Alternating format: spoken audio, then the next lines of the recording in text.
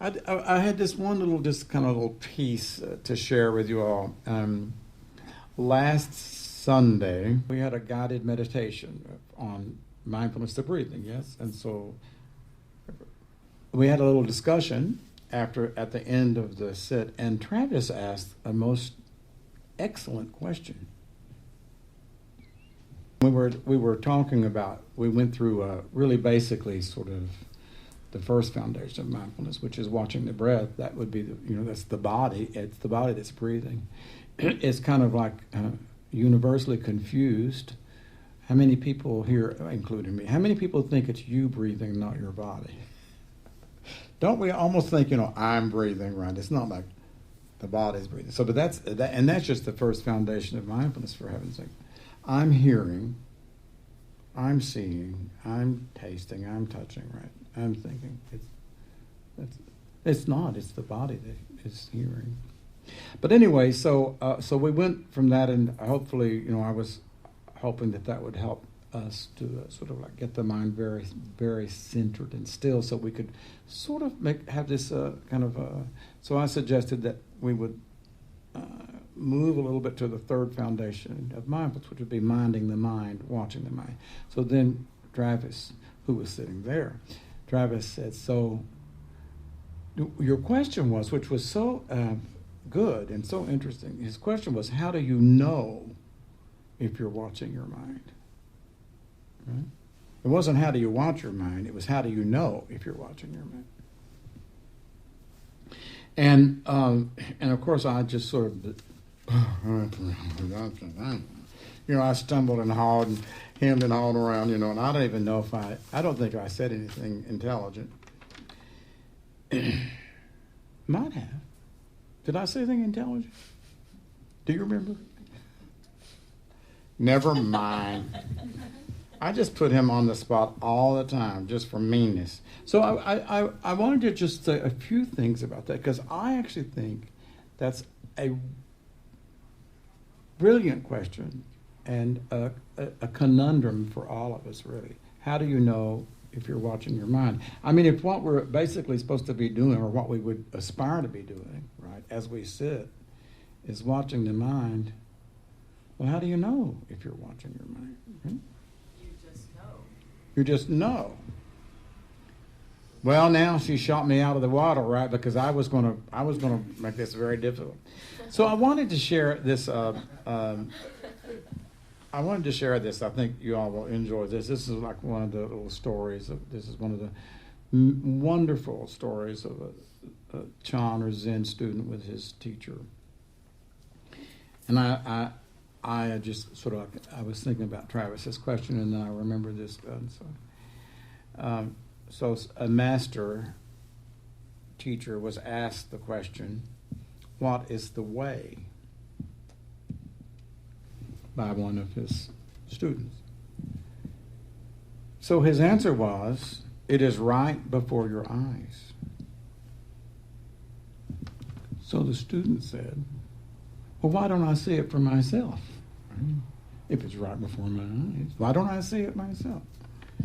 And the teacher said, because you're thinking about yourself. Pretty brilliant. So why can't I see the way, or can I see with the way, or and really I think that the way, this is like.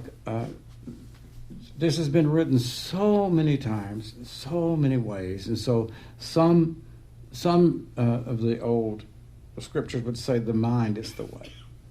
So I mean, you can substitute the word the way. You can substitute it as the mind. There's one, the mind can take you to hell, and the mind can take you to heaven. Either way. So the teacher says, he says, so the student says, well, why can't I see it for myself? And the teacher says, because you're thinking about yourself. So then the student doesn't give up, right? So he's just kind of like pressing right on. And so then the student says, well, what about you, teacher? Do you see yourself? So you could have said, well, what about you, Victor? Do you see your mind? So what about you, teacher? Do you see yourself? So the teacher says, so long as you're seeing double, I don't see it, I do see it, or you do see it, I don't see it, you do see it. As long as you're seeing double, he said, and so on. I love that, and so on.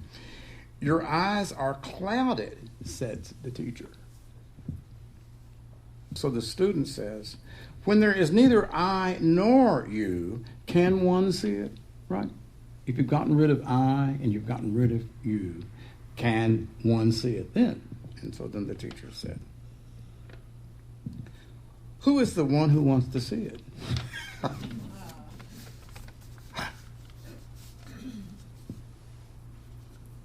Who is the one who wants to say, how do you know? How do I know when I see the mind? Who is that?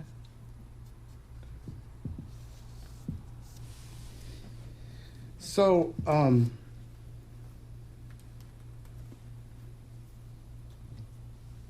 think that's a wonderful little story. So, if the mind, if the mind is of not visible, right, has no shape, if there's absolutely no way to see the mind, then how do you see it? How could you see it? I was thinking after we sat and Travis asked the question, I was thinking again back to those ox herding pictures that we talked about actually a month or so ago, and we were talking about, you first see its footprints, right? You see its footprints, and then there's an ox there. You don't really see an ox, right? But you see its footprints. So in the same way, it's like, did you ever get angry with anybody so that you're so angry you wanted to kill them? Those are the footprints, aren't they? Those are the footprints of the mind.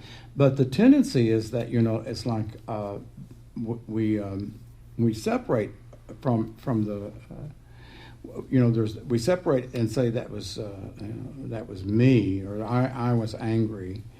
And and in that separation, it's like what he was saying, it's like double vision. So the teaching is over and over and over, and it's just sort of like core that for us to work with.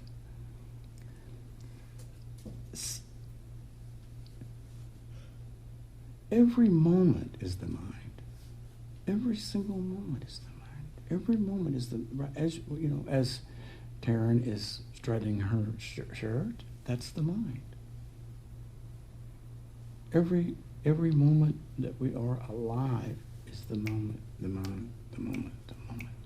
So the aspiration to be watching and watching and watching, right? Watching every moment is the only way that we can come close to seeing the mind. To the degree that we have lost this this me who says, how can I know my mind, right? As when that starts to go away, we were talking last week about the transparent self. The more transparent we become, the more we are available to see the presence of the mind. And again, as we've been talking for weeks about this idea that the mind is numinous and awake, and the as Chanul says, and this is the hard one, is pure. It's pure. It's just pure awareness. If there is no greed, hatred, or delusion, that is the real mind. That's the mind itself. It's awareness without greed, hatred, and delusion. So I guess sort of like, after reading this, it's like I mean, I don't have an answer for Travis's question. I mean, it's maybe that's the koan, right? I mean, isn't that the huge, incredible question that each of us needs to be asking every moment, right? How do I see the mind?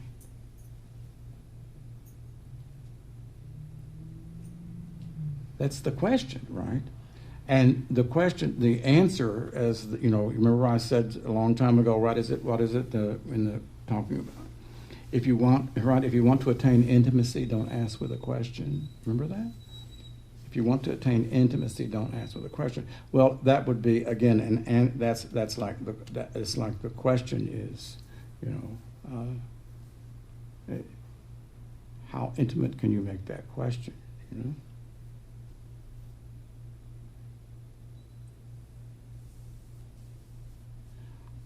I have, I told someone recently, I don't think I've said this, but maybe I have to a few of you, but when I think back over the recent years of my life, and when I think about regret, I would say that a few of you all would be able to agree with this too, when you think about regret that you have had. When I think about regret, the thing that I most regret is when I have been angry with people, with someone, and unkind. And I can certainly remember some pretty powerful moments of anger, and it always amazes me when I look back at it, right? When I look back at when I've been angry with somebody, or and I think, well, how did that happen? How did that happen? Where did that come from? I mean, here I am. I'm walking around. I'm a fairly nice person, right? I'm fairly not evil, and fairly, and to some extent, fairly kind. And all of a sudden, I'm a screaming maniac. Where did that come from, right? And you remember the T-shirt that says, "It's the mind, stupid"? It's the mind. And there's some part that does not want to be with that awareness. There's some part that wants to separate out and say, "Oh, what happened to me?" Right? It's not a mystery. So to the degree that we can sit on our cushion and come to a Long Beach meditation or inside LA or Spirit Rock, wherever we go, we can sit on our cushion and we can practice and we can practice and we can practice and we can develop concentration, we can get quiet, But the truth is, the aspiration to be with and to see this mind 24/7, that's the only way that we're ever going to get there. So I was thinking I've had a recent episode. Recently, I got a little upset. And I was thinking of a couple of weeks ago, and I was just, as I was looking back at it, number one, I could trace it absolutely back, and I wasn't really out of hand, but I could trace it actually back. I got exercised at not being seen. And sort of being ignored in a store. But what's so fascinating to me is I can look back at it, and I was, nobody was really unkind to me. People were just ignoring me in a store. But I think, why was I not with my mind then?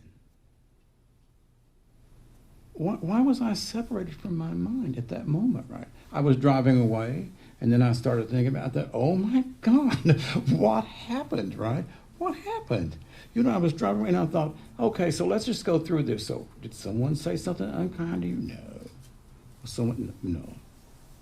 There was just this anger that came up, right? From, actually, this was like really a very kind of sort of like a child inside, very, early, sort of primitive. I call that primitive, meaning that it's very early, that one is not seen. But what fascinates me is that, it's like, it just, when you're sitting right there, it's like, this doesn't count. It's when you're in the store that counts, right? It doesn't count when you're sitting on the cushion. It just really doesn't, kids, right? Oh my God, I've walked out of here so stoned I can hardly see, right? So, stoned meaning really high concentration. Really there, you're reading a book, it's like, so then I get in your car, you get in your car and you're driving down the road and someone pulls out in front of you, I want to kill you, right? So it doesn't count in a way. It just doesn't, I have done 3-month retreats and 3-month retreats, and 5-month retreats and 2 months of hell in Nepal. And extremely high sits, right? And insights. I'm not saying that, it was without benefit, because it was a great benefit. But it is still the case that, that I get it over and over and over, that it are those moments where you're just moving along and everything seems just fine, whatever it is, and you're just on the verge of going insane again, right? Well, whatever it is. So it helps me, and this is real. This is a real kind of I can understand what happened in Paris. Maybe I can't understand how people could be that cruel, But I can understand how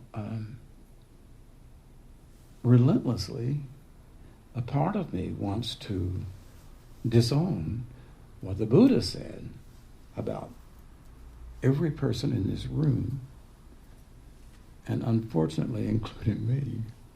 Our minds are conditioned by greed, hatred, and delusion.